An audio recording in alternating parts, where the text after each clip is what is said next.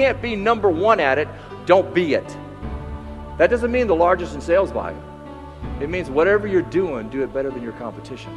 See, it's imperative for your people to do what? Understand what they need to change. Understand why the need for continuous improvement. Understand why constant training and new ideas. We forget to tell them why.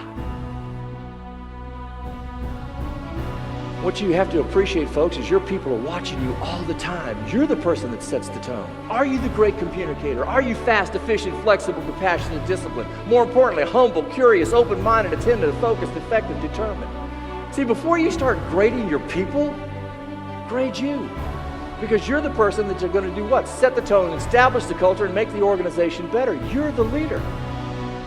See, it never ceases to amaze me when I do strategic planning sessions for major corporations. I don't do generic ones. I call them up and I say, let me see your FUBAR list. Or what? Your fouled up beyond all repair list. It's amazing how many companies don't have one. The first thing you need to say when your people fail is, what have I done to cause them to fail? Being an ex-athlete taught me a lot of important things about business I didn't appreciate at the time. One thing it taught me is I'm only as good as my next game. My last game will get me on the court, but the moment I start dropping the ball and missing the shot, you know what they say? You're out of here. You want to find out how good your company is? Call it. Call your company and find out how long it takes to get somebody on the phone who's got a smile on their face, who's got an answer. Call it. No, let's put them on voicemail. Let's not call it. Let's not answer. And then all of a sudden, if you don't answer, what if I need you on a Saturday at 8 o'clock when my stuff goes down? You said you were available 24/7, but I can't reach anybody. Find out how good you are, call it. And then she said the words. She said, well, then what should we do? And he started explaining. When we walked in there, folks, we didn't have a customer. When we walked out, not only did we have a customer, we had a customer that explained what? That explained what we needed to do to get better.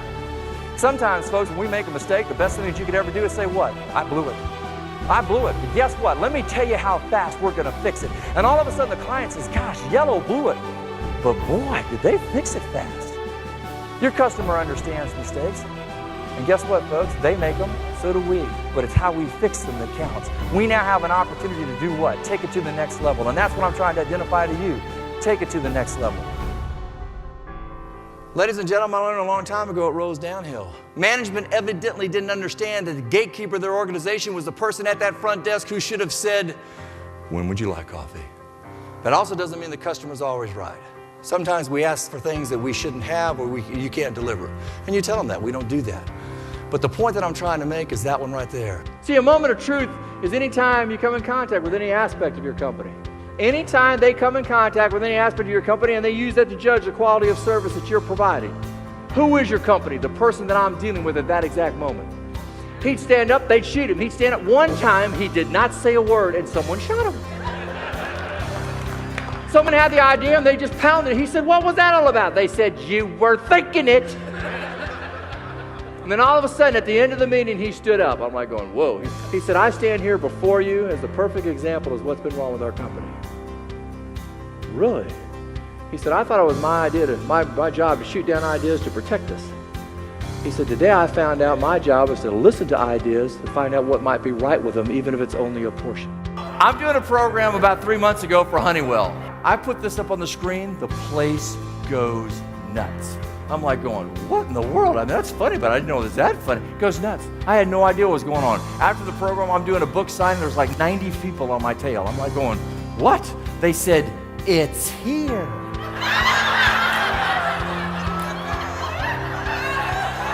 I said, what? They said, it's in this hotel. They said, it's right down. I mean, we went down the hall. We're like, talk to your peers, your associates, your confidants about things that you're doing right and also things that you're doing wrong. Smart people learn from their mistakes. Wise people learn from others. Robert Stevenson has spoken to over 2,500 companies throughout the world, and his research in the area of corporate and entrepreneurial success is extensive. He has interviewed over 10,000 employees, managers, and senior executives in over 250 industries. He has owned and operated 5 of his own companies and sold internationally in over 20 countries, so he is a man who has lived his experience not just studied them.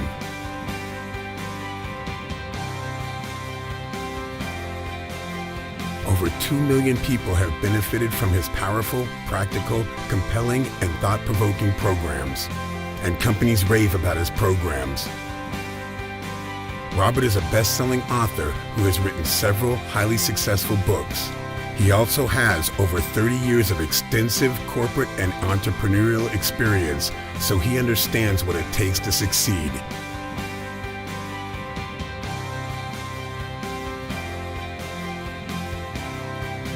The top companies in the world continue to rely on Robert's perspective on business's most critical issues. Robert helps prepare companies for the 21st century with a powerful blend of experience, research, case studies, and competitor perspectives. Robert's company name represents his mission, that of helping others who are seeking excellence. Robert is able to address the critical issues on leadership, change peak performance, growth sales, teamwork, customer service, innovation, communication, and strategic planning. He is able to weave together a truly relevant, thought-provoking, energetic, and humorous keynote that provides tangible, usable solutions for his audience. I think he's great. He's got a lot of great energy, a lot of great ideas. Oh, I thought he was great. He's awesome. I thought he was awesome. I got online and I saw 5 seconds. And I said, I've got to see him. He brings a sense of humor to his speaking, and I love that. And all of a sudden they'll say the number one person. And that person will be down there and they'll be at their table, and the next thing you know, the CEO of the corporation announces it, and the lights go off and everybody starts jumping up and down, and they're sitting there and they walk up and they grab the award and they're standing in front of everybody feeling wonderful, great, fantastic. And as they're walking off the stage, you know what management's thinking? What have you got going for me next year? It's not even cold in your hand. You know what we call it in business? Hero to zero. Folks, enjoy it. Feel the accolades, but then understand you got to go deliver again. And if you didn't get it, you can get it next year.